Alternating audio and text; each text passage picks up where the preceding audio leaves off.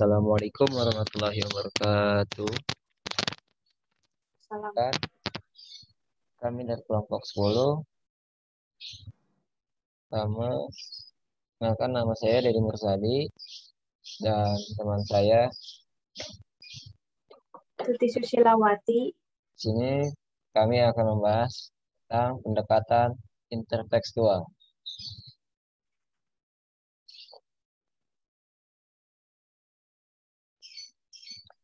Latar belakang.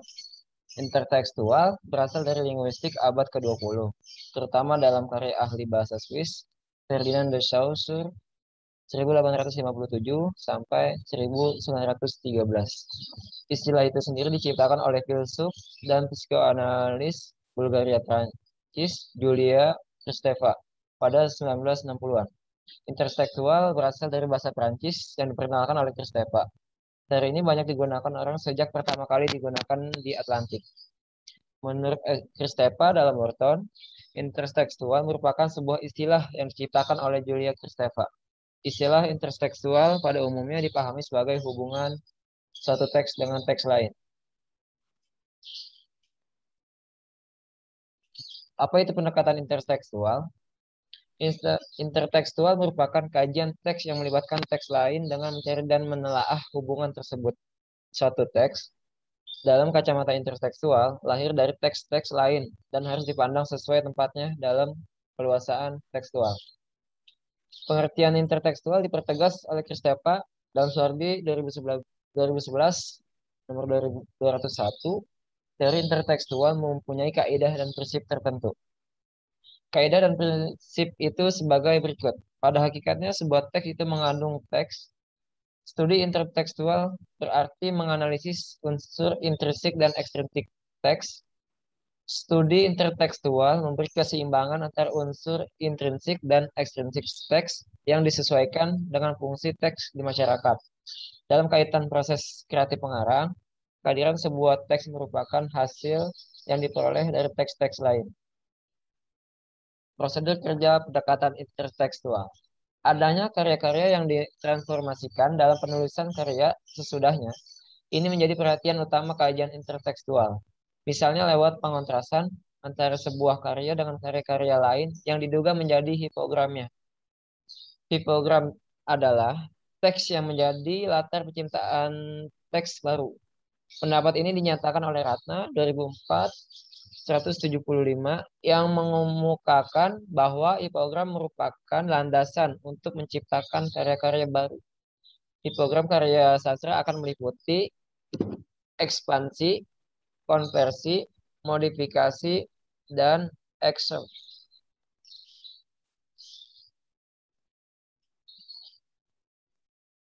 Ditinjau dari eksplisit atau tidaknya sebuah hipogram, teks hipogram diklasifikasikan menjadi dua jenis, yaitu hipogram potensial dan hipogram aktual. Hipogram potensial ini adalah matrik yang merupakan inti teks atau kata kunci yang dapat berupa frase, kata, dan klausa. Pradoko dikutip Mukmin 2005 nomor 33 sampai 34. Hipogram aktual adalah kebalikan dari hipogram potensial. Hipogram aktual tertuang secara eksplisit. Hipogram aktual adalah teks yang nyata berupa kata, frase, kalimat, peribahasa, atau seluruh teks yang menjadi latar penciptaan teks baru sehingga signifikansi teks harus ditemukan dengan mengacu pada teks yang sudah ada sebelumnya. Mukmin 2005 nomor 34. Prinsip intertekstual. Prinsip intertekstual yang utama adalah prinsip memahami dan memberikan makna karya yang bersangkutan. Karya itu diprediksi sebagai reaksi, penyerapan, atau transformasi dari karya-karya yang lain. Masalah intertekstual lebih dari sekedar pengaruh, ambilan, atau jiplakan. Melainkan bagaimana kita memperoleh makna sebuah karya secara penuh dalam kontrasnya dengan karya yang lain yang menjadi hipogramnya, baik berupa teks fiksi maupun puisi. Selanjutnya akan dibacakan oleh Tuti.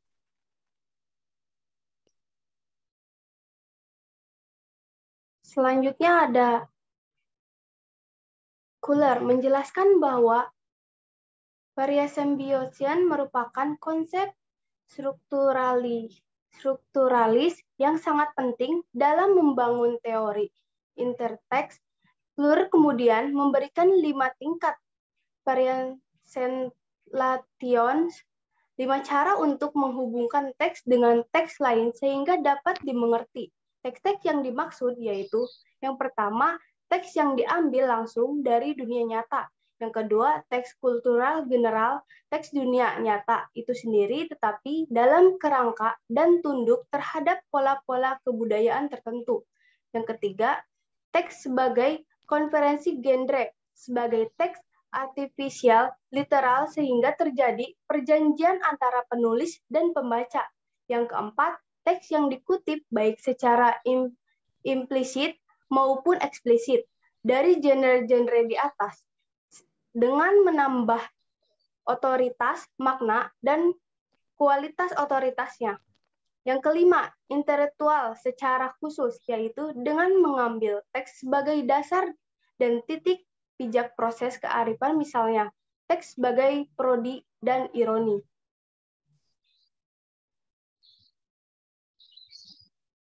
Langkah-langkah dan contoh pendekatan intertekstual.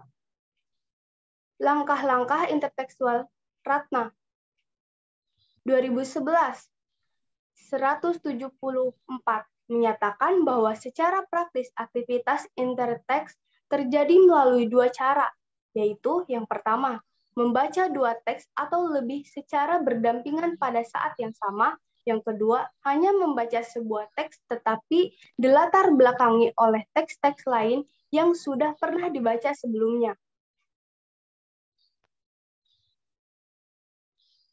Contoh pendekatan intertekstual, novel Canting dan para Piai merupakan novel yang berlatar belakang kebudayaan Jawa dengan struktur persamaan dan perbedaan, serta nilai pendidikan yang terkandung dalam kedua novel tersebut sebagai berikut. Struktur novel Canting meliputi yang pertama tema, yaitu kehidupan keluarga besar priai Jawa dengan persoalan-persoalan keluarga yang begitu kompleks. Yang kedua, alur. Berdasarkan urutan waktu, novel ini beralur campuran. Sedangkan berdasarkan pendekatan cerita, novel ini beralur longgar. Yang ketiga, penokohan dan perwatakan. Digambarkan melalui 3 dimensi, yaitu fisiologis, psikologis, dan sosiologis.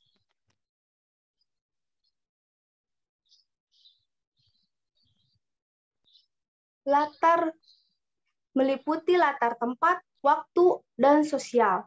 Yang pertama, latar tempat meliputi Surakarta, yaitu dalam Ngebean Sestrokusuma, Taman Renggowarsito, dan Pasar Klewer. Yang kedua, latar waktu, yaitu sebelum dan sesudah masa kemerdekaan. Hanya saja dalam novel ini latar waktu tidak diungkap secara intens, karena fokus dalam novel ini adalah masalah keluarga.